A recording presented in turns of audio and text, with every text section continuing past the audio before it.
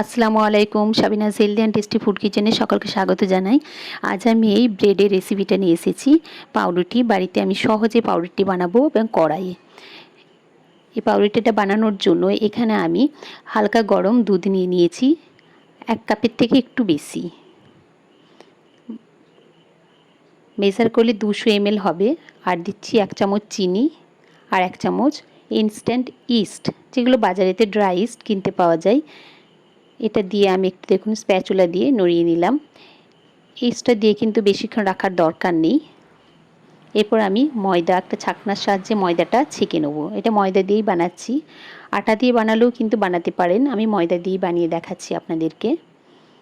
যেটা white bread আমরা বাজারে কিনে খাই সেরকমই ব্রেড আমি বানাবো। দেখুন খুব সহজে কম উপকরণে আমি ব্রেডটা বানাচ্ছি। খানিকটা ময়দা আমি ছেঁকে নিয়েছি। এরপর আমি স্প্যাচুলার সাহায্যে এটা মিক্স করে নিচ্ছি। ময়দার পরিমাণটা আমি বলছি না, কারণ আপনারা প্রয়োজনে যতটা লাগবে দিতে হবে। ডোটা খুব হার্ড হবে না, একটু সফটই হবে। এখানে সামান্য ময়দা আরও লাগবে, আরও সামান্য ময়দা আমি অ্যাড করছি। এখানে কয়েকটা জিনিস কিন্তু খুব ভালোভাবে মনে রাখতে হবে, যে দুধ কিন্তু একটু গরম হতে হবে, খুব গরম না, ঈষৎ উষ্ণ হতে হবে, তারপরে কিন্তু ইস্টটা দেবেন। আর আমি এখানে 1 পিঞ্চ লবণ দিয়েছি, আপনারাও লবণটা দেওয়ার চেষ্টা করবেন।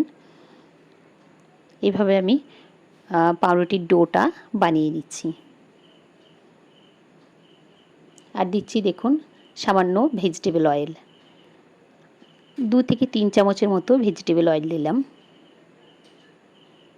ভেজিটেবল অয়েলটা দিয়েও কিন্তু একটু আমি মাখিয়ে নিচ্ছি। এখানে আপনারা যখন দুধটা দিয়েছেন তখনও ভেজিটেবল অয়েলটা দিয়ে দিতে পারেন, তাতেও কিন্তু ভালো হবে।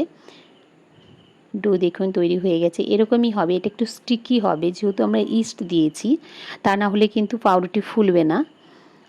এরপর আমি এটা রেস্টে রেখে দেবো মিনিমাম 15 মিনিট। ঢাকা দিয়ে আমি এটা রেস্টে রেখে দেবো 15 মিনিট।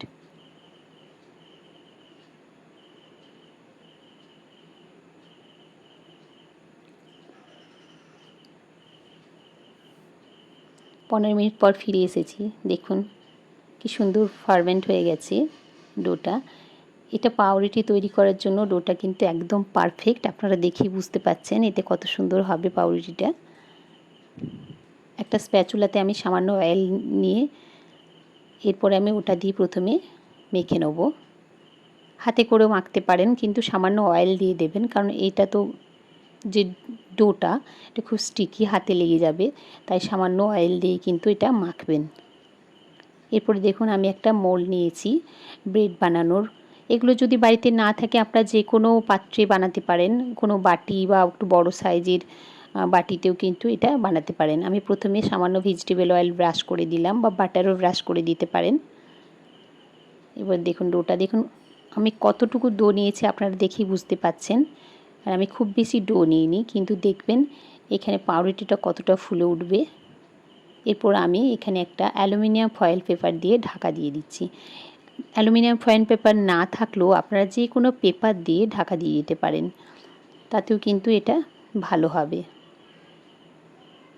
আমার বাড়িতে ছিল, আমি ওই জন্য অ্যালুমিনিয়াম ফয়েল পেপার দিয়ে এটা কভার করে দিলাম। এরপরে চলে যাচ্ছি গ্যাস ওভেনের কাছে।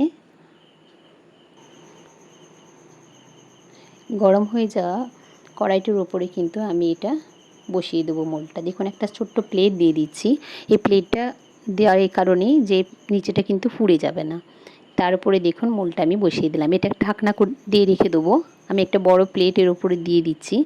তারপরে আমি এটাকে রেখে দেবো এখানে 20 মিনিট। 20 মিনিট পর আমি ফিরে এলাম। আমি চেক করে নিচ্ছি। দেখুন কতটা ফুলে উঠেছে, ব্রেডটা কত সুন্দর হয়েছে। এরপর আমি ব্রেডটাকে একবার তুলে নেব, দিয়ে আমি অপোজিট সাইডটা আর একবার একটু দেবো। দেখুন মোলটা কত পরিষ্কার, দেখবেন নিচেতে একটুও লাগবে না, আর কত সুন্দর হয়েছে। আমি এই নিচের দিকটা আরও একবার কড়াইয়ে বসিয়ে একটু বেক করে নেব। আবার 10 মিনিট আমি বেক করে নিচ্ছি। 10 মিনিট পর আমি নিয়ে এসেছি। দেখুন গ্যাসের ফ্লেমটা আমি কমিয়ে রেখেছিলাম, এটাকে ঠান্ডা করে নিয়েছি। কত সুন্দর হয়েছে ব্রেডটা, আপনারা দেখেই নিশ্চয়ই বুঝতে পাচ্ছেন কত ভালো হয়েছে। আশা করছি আপনার রেসিপিটা আপনাদের ভালো লাগবে। আর রেসিপিটা যদি ভালো লেগে থাকে অবশ্যই রেসিপিতে লাইক দেবেন, আমার রেসিপিটা বেশি বেশি শেয়ার করবেন। ভিডিওটা দেখার জন্য অসংখ্য ধন্যবাদ।